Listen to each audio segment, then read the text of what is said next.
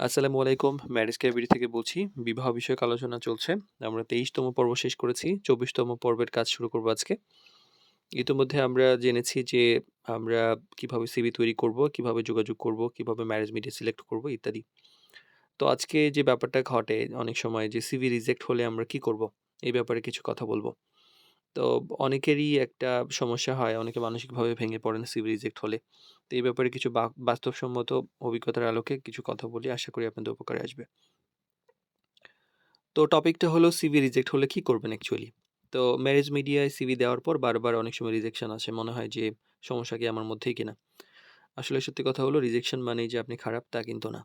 বরং মিল এবং এই যে বাস্তবতা এটাই বেশিরভাগ কারণ হয়ে থাকে।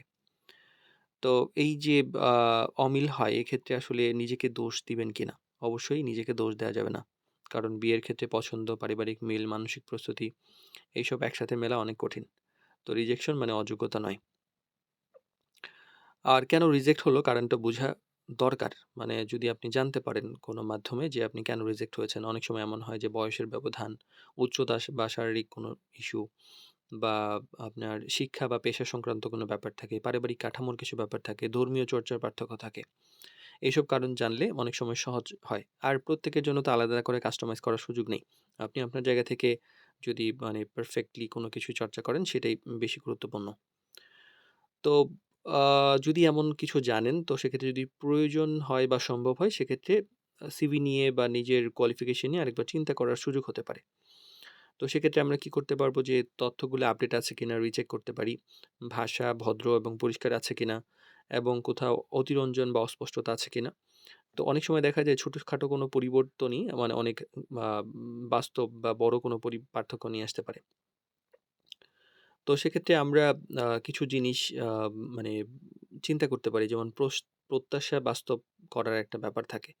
রিজেকশনের বড় কারণ হলো অতিরঞ্জন বা অতিরিক্ত প্রত্যাশা। অনেকেই অনেক বড় প্রত্যাশা করে ঘুরতে থাকে। অনেকদিন পরে দেখা যায় যে কোনো ম্যাচ হয় না। তারপরে আবার প্রত্যাশা কমায়। তো বয়স অনুযায়ী একটা চাওয়ার ব্যাপার থাকে, ইনকাম অনুযায়ী চাওয়ার ব্যাপার থাকে, পারিবারিক অবস্থার সাথে মিল হচ্ছে কিনা, এই ধরনের কিছু ব্যাপার থাকে। তো প্রত্যাশা কমে যাওয়া মানে নিজেকে ছোট করা নয় বরং ব্যালেন্স করা। তো ধৈর্য ধরুন এবং সময় দিন। তো বিয়ে তো আর চাকরির ইন্টারভিউ না। এখানে একটা সময় লাগে। তো ২-১ টা রিজেকশন বা অনেক রিজেকশন হতে পারে এটা খুবই স্বাভাবিক। তো ধৈর্য এবং প্রস্তুতি অনেক বেশি গুরুত্বপূর্ণ। তো সেক্ষেত্রে আমরা কিছু জিনিস খেয়াল করতে পারি। যেমন যদি আমাদের হেলথি বেশি হয়ে যায় তাহলে আমরা জিমে যাইতে পারি। যদি রূপচর্চার প্রয়োজন হয় সেটা করতে পারি। আমাদের যদি অনেক কোয়ালিফিকেশন এর দরকার হয় এমন হতে পারে। ছেলেদের ক্ষেত্রে যেমন ১ বছরের একটা প্ল্যান নেওয়া যেতে পারে। মানে এক্সট্রা কারিকুলাম এক্টিভিটিস বা খুব অনলাইন থেকে বা খুব সহজ মাধ্যমে কিছু গেইন করা যায় এমন কিছু এক্টিভিটিস দরকার যেটা এক্সট্রা কারিকুলাম বা এটা কম্পিউটারে বা মোবাইলেই করা যায়। এরকম যদি ২০-৫০ টা কোয়ালিফিকেশন যেগুলো ১ সপ্তাহের মধ্যেই একটা সার্টিফিকেট জাতীয় কিছু পাওয়া যায় বা এক্সপেরিয়েন্স গ্যাদার করা যায়, এই ধরনের কিছু কোয়ালিফিকেশন সিভিতে এড করা জরুরি। তাহলে সিভিটা ভারী হয় এবং আকর্ষণীয় হয়। এটা মেয়েদের ক্ষেত্রে যদি রূপচর্চা বা আপনার জিমে যাওয়া এই ধরনের কিছু ব্যাপার থাকে বা কোয়ালিফিকেশন বা অন্য ব্যাপার যেমন রান্নাবান্না হতে পারে, নামাজ হতে পারে, ধর্মীয় চর্চা হতে পারে, কোরআন শিক্ষা হতে পারে। যেকোনো কিছু আমরা আ মানে শিখতে পারি যেটা সিভিকে ভারী করবে বা নিজের কোয়ালিফিকেশনকে আরো উন্নত করবে। তো এই ক্ষেত্রে কি হয় যে আবেগ নিয়ে আসলে সিদ্ধান্ত নেওয়া উচিত হবে না। রিজেকশন হলে আমরা হুটহাট অনেকে ভুল সিদ্ধান্ত নিয়ে ফেলি এবং ভুল জায়গায় যোগাযোগ করি এবং এই যে আবেগের ফলে যোগাযোগ এতে কিন্তু পরে বড় একটা প্রবলেম তৈরি হয়। তো এই ক্ষেত্রে এটা করা যাবে না। আর আমরা যেটা করতে পারি বিশ্বাসযোগ্য মিডিয়ার পরামর্শ নিতে পারি বা কোনো বিজ্ঞ লোকের পরামর্শ নিতে পারি। তো ম্যারেজ মিডিয়ায় কি করতে পারে আপনার সিভির দুর্বলতা ধরিয়ে দিতে পারে, বাস্তব ফিডব্যাক দিতে পারে, প্রত্যাশা ব্যালেন্স করতে সহযোগিতা করতে পারে।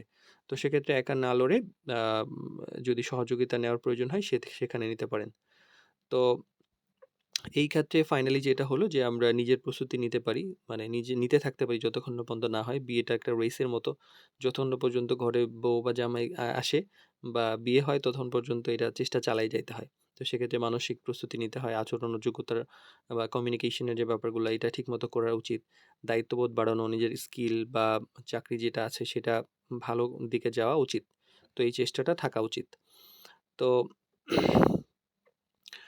ভালো মানুষ হওয়াটাই হইল আসলে ভালো জীবনসঙ্গী পাওয়ার পথে কিন্তু এগোনো। তো ফাইনালি আমরা এটা ক্লোজ করি যে সিভি রিজেক্ট হওয়া মানে কিন্তু জীবন থেমে যাওয়া না। বরং আপনার মূল্য কমে যাওয়া এটাও না। বরং এইটা আপনার জন্য এটা স্বাভাবিক। কারণ মানে হয়তো আপনি ঠিক জায়গায় যান নাই।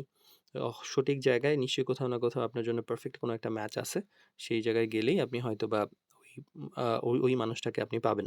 তো এর জন্য আসলে আপনি যেন হারিয়ে না যান, আপনি যেন আস্থা না হারিয়ে যান এবং চেষ্টা চালিয়ে যাবেন, সেটাই হচ্ছে বড় জিনিস এবং সেটাই সফলতা আনবে ফাইনালি।